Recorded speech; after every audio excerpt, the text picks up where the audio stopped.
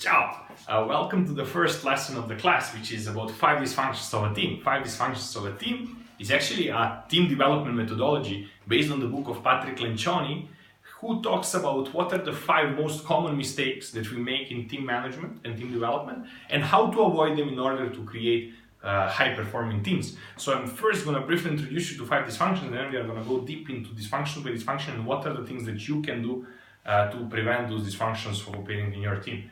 So the 5 dysfunctions are the first one, which is absence of trust, which is basically a situation where people do not trust their peers and their teammates, and they're not allowing themselves to be vulnerable. Being vulnerable means admitting mistakes or admitting that you are imperfect. And so absence of trust creates this invulnerability, which is a perfect setup for the second dysfunction, which is the fear of conflict. Fear of conflict is a situation where everybody is afraid to speak up of his mind and afraid to actually say what's really bothering him in team, afraid of healthy discussions, which basically prevents team of having any development in the stages, and that creates some kind of artificial harmony. It creates a harmony which is not real, but it's just there because we are afraid to speak up. This artificial harmony then, on the other hand, is a perfect setup for the third dysfunctions, which is lack of commitment, which basically means that yes, we are part of the team, but we are not really committed to what's happening inside the team, and we are not really participating into making things that we're talking about reality and bringing our vision into results. And this lack of commitment sometimes creates this ambiguity of like, okay, yes, I say that I'm going to do something, but I'm actually not really acting upon it, which is a perfect setup for the next dysfunction, which is avoidance of accountability, which is basically not only me being not accountable for my tasks and my deliverables, but also not pointing out others and things that they are doing or not doing that are influencing the team, because simply I'm all closed up in my own things and I do not really want to keep the team up and keep the standards of the team up, and that leads to the low standards.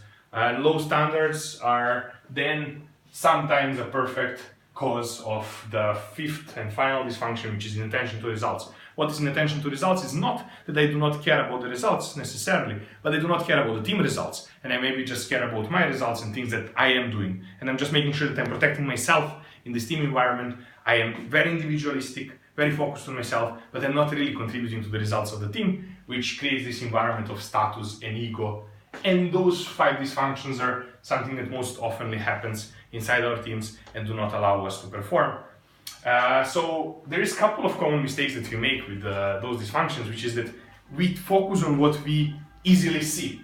And what we easily see are the top dysfunctions, the dysfunctions that are on the top of the pyramid, such as inattention to results, lack of commitment, or avoidance of accountability. So we just focus on them, we just see them and we just tackle them, but without truly tackling the first 2 dysfunctions, we can never truly build a high-performing team. And that's why when it comes to tackling those dysfunctions, I'm going to go one by one from bottom to the top. So for example, for the absence of trust, absolutely key is the word vulnerability. So vulnerability actually means being able to open up, being able to admit your mistakes, being able to be vulnerable in front of your team and teammates. And how do you do that as a team leader? Well, first it starts by being vulnerable yourself and making sure that you are the first one that is to the ground, very open, very humble with your team. But it also starts with the way you are forming and shaping the team and how are you managing the building phase of the team, which comes with building performance,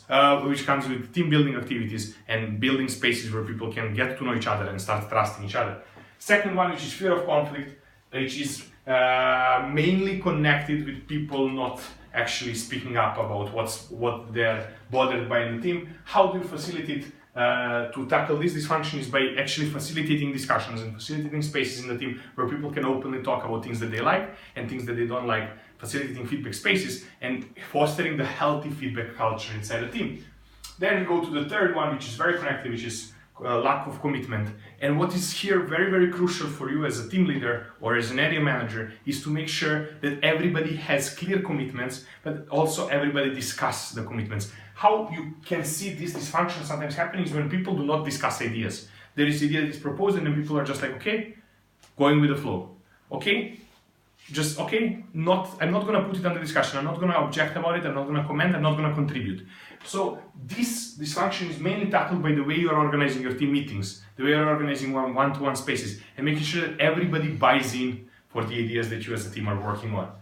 We are going to the fourth, which is avoidance of accountability, and here you will connect later with 4DX, that in the 4DX we have the fourth discipline, which is all about commitment and building accountability. So basically by applying standards of account review plan, you are actually making sure that you're tackling avoidance of accountability. And then speaking about the final dysfunction, what are the things that you can do here is mainly how do you build your rewards and recognition systems in the team, how do you track the team, and making sure that in tracking the team you are not only focusing on individual performances and contributions, but you're actually focusing on the contributions of the whole team, so that you're actually tracking the results that the whole team is responsible for. You're facilitating synergies in the team, and you're highlighting the results of the team instead of the results of the individuals. So these are the 5 dysfunctions of a team and some of the tools that you can use to actually tackle them. Check more about them in the booklet that is below, and I highly recommend you also to read the book. It's very easy, very short, but it's very useful, one of the best team management books.